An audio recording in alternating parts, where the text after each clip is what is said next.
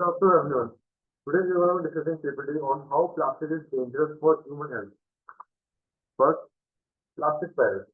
Plastic pollution is one of the most pressing environmental challenges of our time. Plastic waste is ubiquitous, harming ecosystem, wildlife, and human health in profound ways. Understanding the danger of plastic is crucial to addressing this global crisis.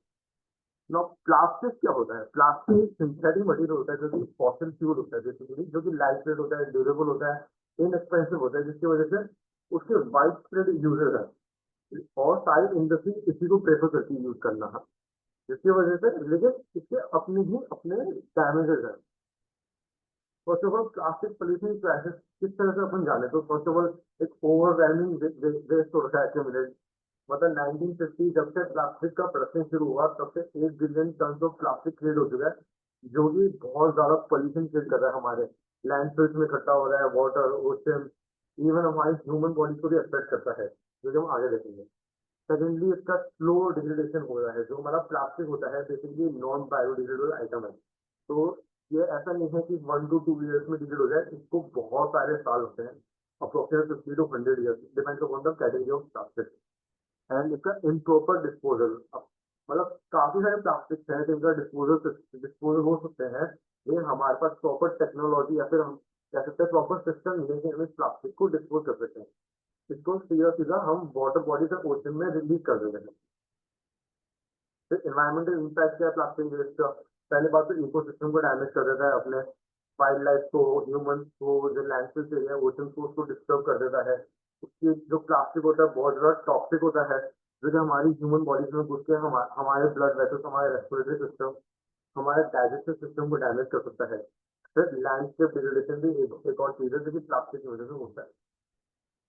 Second plastic pollution है ocean. तो basically जो floating garbage patches होते हैं, उनके जो massive accumulation है उसकी वजह से ओशन ब्रीज का फॉर्मेशन होता है, जिसकी वजह से मरीन लाइफ और उसमें इकोसिस्टम का डिस्ट्रक्शन होता है। कैसे? क्योंकि सनलाइट एंटर नहीं कर पाती है, सनलाइट एंटर नहीं कर पाती तो इनफ ऑक्सीजन प्रोड्यूस नहीं हो पाता हमारे वाटर बॉडीज के अंदर। Secondly micro plastic contamination. Micro plastic basically छोटे छोटे माइक्रो प्लास्टिक होते हैं, बेसिकली स्मॉल पार्टिकल्स होते हैं, जो कि ओशन में जो प्लास्टिक होता है बेसिकली वो डिग्रेड तो होता नहीं है, कि उससे छोटे छोटे माइक्रो प्लास्टिक रिलीज होते रहते हैं, जो कि फिशेज में जाते हैं और उन्हीं फिशेज के थ्रू लाइफ अपने फूड चेन में ऊपर हम ह्यूमन को अफेक्ट करते हैं। फिर कोस्टल पोल्यूशन। कोस्टल पोल्यूशन आज मुंबई जुहू बीच जाके देखते हैं तो हम ये देखते हैं कि पानी कितना काला हो रखा है, कितना ज्यादा पोल्यूटेड है।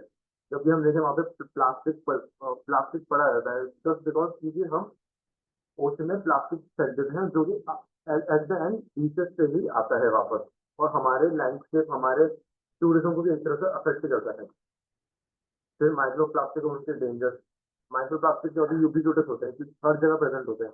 आप जो गाड़ी के टायर चलते हैं उनसे माइक्रो प्लास्टिक रिलीज होता है, और ओशन में जो प्लास्टिक होता है उससे भी माइक्रो प्लास्टिक रिलीज होता है। और जो आप गर्म चीजें पैक करते हो, प्लास्टिक के अंदर ही पैक करते हो नॉर्मली हम, उससे भी प्लास्टिक बहुत रिलीज होता है, तो इससे माइक्रो प्लास्टिक का एमिशन बहुत ज्यादा होता है। सेकेंडली बायो एक्यूमुलेशन होता है। जो माइक्रो प्लास्टिक होते हैं उनमें टॉक्सिक केमिकल्स भी होते हैं इस तरह से, जो फूड चेन में ऊपर पास हो जाते हैं और अल्टीमेटली लार्ज ऑर्गेनिज्म जो कि अल्टीमेट ऑर्गेनिज्म जो है, जो कि हम ह्यूमन से हमें अफेक्ट करते हैं। फिर सेलुलर लेवल पे भी इनका डैमेज रहता है, जैसे इंफ्लेमेशन, ऑक्सीडेटिव स्ट्रेस और अदर सेलुलर डैमेज भी हो सकता है। फिर एंडोक्राइन डिस्ट्रप्शन। जो हमारे इम्यून सिस्टम होता है, बेसिकली हमारा हार्मोनल सिस्टम होता है, इसको भी बहुत ज्यादा डिस्टर्ब करता है ये। फिर सेकेंडली प्लास्टिक वेस्ट और क्लाइमेट चेंज।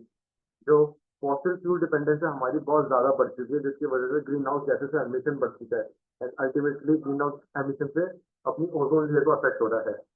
फिर इंसुलेशन एमिशन। जो बर्निंग प्रोसेस में बहुत ज्यादा टॉक्सिक पोल्यूटेंट निकलते हैं, जो कि वो भी हार्मफुल है हमारे लिए काफी ज्यादा। एंड लास्टली हमारे मीथेन एमिशन। बेसिकली लैंडफिल्स में जो प्लास्टिक पड़ा रहता है वो डिकम्पोज होकर धीरे से डिकम्पोज होता है, लेकिन उससे जो है मीथेन गैस प्रोड्यूस होती है, जो कि एक पोटेंशियल ग्रीन हाउस गैस है, प्लस उससे भी बहुत ज्यादा फायर अकर होने के चांसेस हो जाते हैं। फिर प्लास्टिक प्रोडक्ट की लाइफ साइकिल क्या होती है? पहले तो उसे एक्सट्रैक्ट करा जाता है as a fossil fuel, crude oil के फॉर्म में, फिर उसे मैन्युफैक्चर करा जाता है रिफाइनरीज में, लास्टली उसे डिस्पोज कर दिया जाता है ओशन में, हमारे लैंडफिल्स के अंदर। उसका कोई रीयूज नहीं होता है। फिर ऑल्टरनेटिव क्या हो सकते हैं प्लास्टिक के? तो पहले तो बायोडिग्रेडेबल मटेरियल। जो कंपोस्ट बायोप्लास्टिक होते हैं उनको यूज कर सकते हैं, जो कि प्लांट बेस्ड मटेरियल से बने हुए होते हैं और डिकम्पोज हो जाते हैं नेचुरली। फिर हम रियूजेबल प्रोडक्ट यूज कर सकते हैं, हम ऐसे प्लास्टिक ऐसे ऐसे प्रोडक्ट यूज कर सकते हैं जिनको हम वापस रीयूज कर सकें, क्योंकि वही एक बेटर ऑप्शन है। बेसिकली हम जो बिस्लरी की बोतल खरीदते हैं, हम उसको बैठने की जगह हम उसको वाटर स्टोर करने के लिए यूज कर सकते हैं घर के अंदर, या फिर हम उसे एक तरह से एक नई प्रैक्टिस है जिससे हम ट्री प्लांटेशन ऐसे प्लांटेशन के तौर पे यूज कर सकते हैं। फिर जीरो वेस्ट प्रैक्टिसेस भी हम अचीव कर सकते हैं, जहाँ पे हम जितना भी प्लास्टिक हमारे घर में एक्यूमुलेट होता है उसको रिसाइकल करें। इवन जो हमारे आज के टाइम पे गाड़ी आ रही है वो भी आज के टाइम पे वेस्ट वेस्ट वेस्ट और ड्राई वेस्ट को अलग करवा रही है, तो उसको हम एक्टिवली पार्टिसिपेट करें उसके अंदर। फिर कॉल टू एक्शन, क्या एक्शन लेना चाहिए हमें प्लास्टिक रिड्यूस हो। इंडिविजुअल लेवल में हम एक्शन ले सकते हैं, प्लास्टिक कम यूज करें, प्लास्टिक को रीयूज करें।